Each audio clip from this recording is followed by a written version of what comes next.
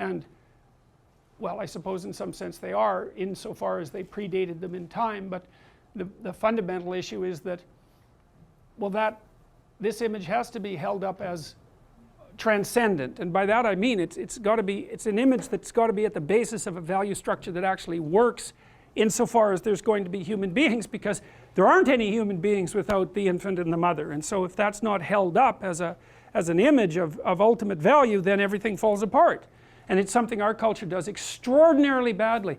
I had a client recently admit to me in ashamed tones that she wanted to have children. And I said, well, you don't have to be ashamed of that, especially not if you're talking to me. And she said, oh, that's such a relief, because I can't talk to anyone about it at work. They seem to think that it's, you know, degrading. I thought that you can hardly diagnose a culture as more pathological than that. That's so appalling, and it's so hard. It's one of the things I really feel badly for young women, because they're not guided through this with any sense whatsoever. And I'll tell you what my experience has been working with women, and you can take this for what it's worth.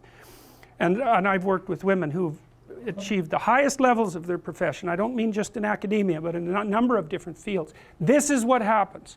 We'll take the typical woman, conservative woman, because they're more typical, conscientious, not particularly open. So they're dutiful people, you know, they're existing within the structures of their society. So I'll take female lawyers as a classic example. So they're very good at high school, very hardworking, very intelligent, but very dutiful, and often rather agreeable. And that's important, because it means to some degree that they want to please and they'll do what they're told. And so part of the reason I think that women are outperforming men in elementary, junior high school, and university is because they're more likely to be obedient.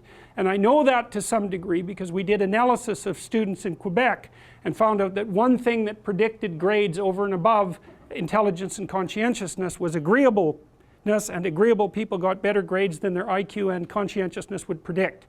And that's particularly negative for men. So imagine this is what's happening. So you're a borderline student, and you're also a bit rebellious and antisocial. I'm going to fail you. Like you're right on the cusp. Don't like you much. You fail. You have exactly the same grade profile, but I like you.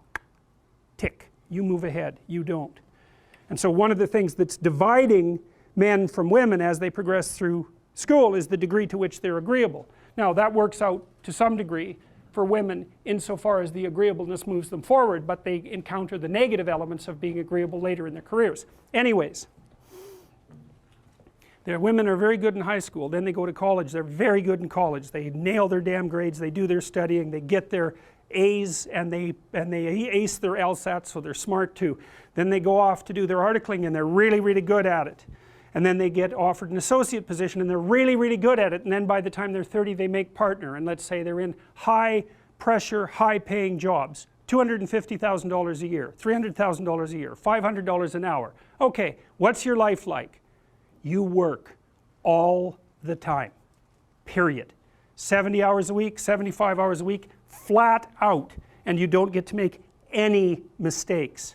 And if your client calls you at 3 in the morning on Sunday, you say, I'm really glad to hear from you, because if you don't, there's some hot law firm in New York that'll take your client from you at a moment's notice. And the client is paying you, whatever, the firm, $750 an hour, of which maybe you get $350, and what they want is an answer about something really complicated right bloody now.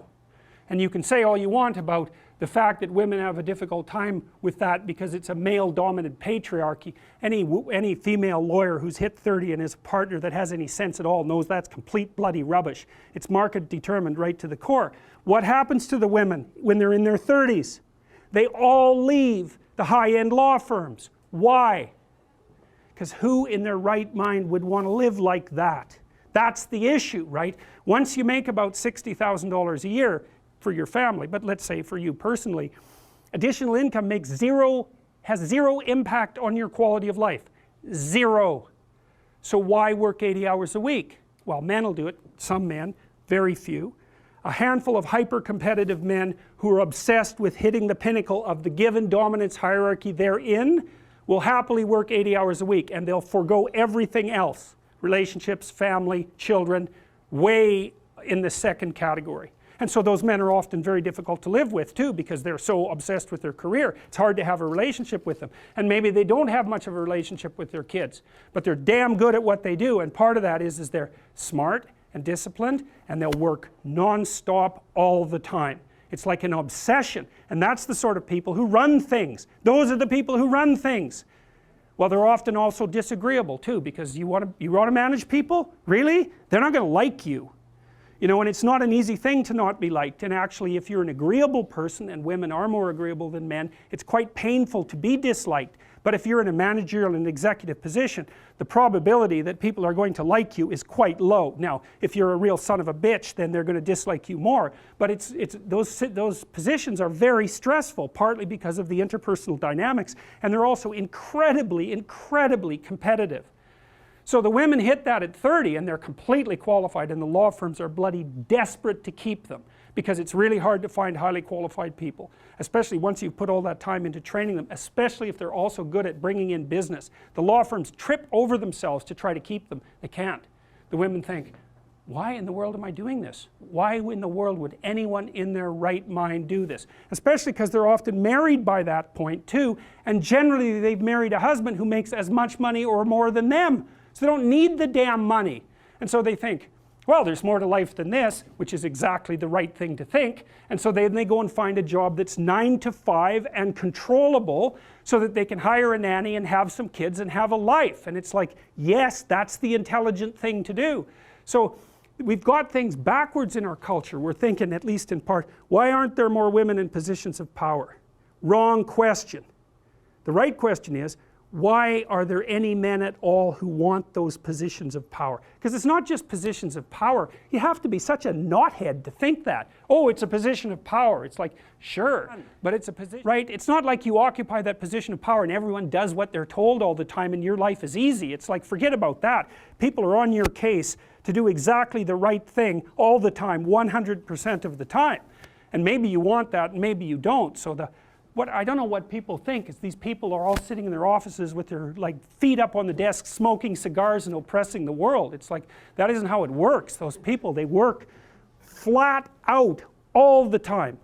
So, and it's fine if that's what you want, and some people are like that. They're hyper-industrious people, right, from a trait perspective, no matter where you put them. If you put them in a forest with an axe, they just wander around chopping down trees non-stop, right, because it's built into them.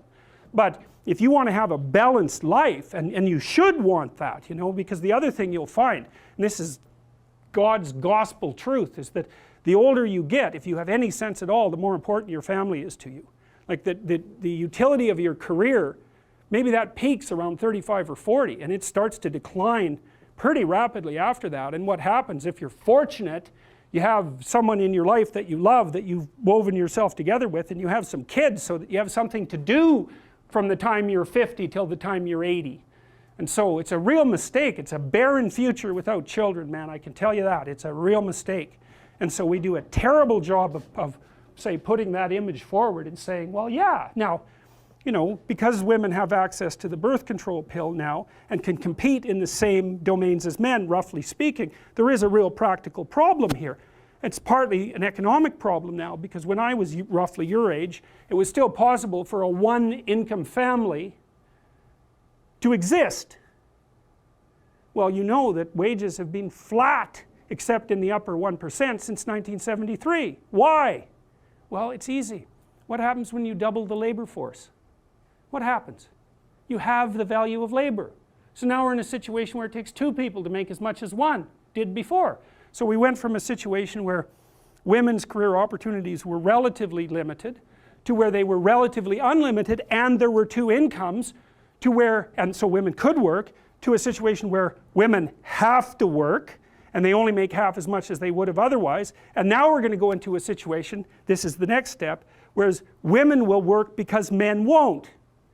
And that's what's coming now. So there was an economist article showing that 50% now of boys in school are having trouble with their basic subjects. And you look around you in universities, you can see this happening. I've watched it over decades. I would say 90% of the people in my personality class are now women. There won't be a damn man left in university in 10 years, except in the STEM fields. And it's a complete bloody catastrophe.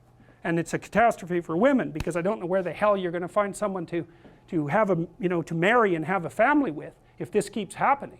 So, and you think when you're 19, because you're so clueless when you're 19, you don't know a bloody thing, you think, well, I'm not really sure I want children anyways. It's like, oh yeah, you tell how well you've been educated. Jesus.